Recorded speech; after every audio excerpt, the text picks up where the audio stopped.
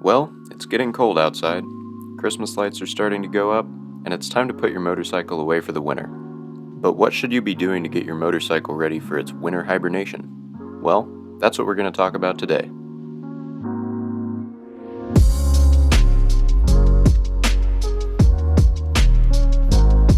How's it going, guys? Welcome back. Today, what we're going to be talking about is a couple things that you should do when winterizing your motorcycle. So the first things we're going to tackle in this video are probably the two most important or main things that people worry about when winterizing their motorcycle, and that's the fuel system and the battery. So there's a couple ways you can go about winterizing your fuel system. The first is you can drain all of the gas out of your gas tank.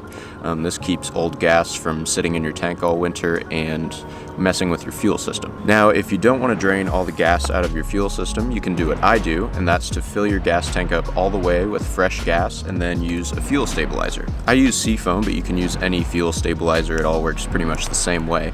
But that keeps the gas fresh, at least for a winter's worth of time, and then you don't have to worry about it. Also, keeping a tank full of gas prevents rust, so that's one added bonus. Now let's talk about batteries. So you're going to want to hook your battery up to a battery tender for the winter. This will keep your battery from draining all the way down and possibly being unusable when you go to start it back up in the summer or in the spring. If you're using a newer lithium battery, you probably don't have to worry about this step because they really don't drain themselves that fast, so you're probably going to be fine when spring comes around. The next step to winterizing your bike is making sure the tires are good. So what you're going to want to do is, before you store your bike, air up your tires to the correct pressure, and if you can, get the tires off the ground. Now this means putting your bike up on its center stand if you've got one of those, or you can also get a certain style of jack that keeps your bike off the ground, which works pretty well too. This is going to keep your tires from rotting, getting flat spots, stuff like that, so that you can still use them in the spring.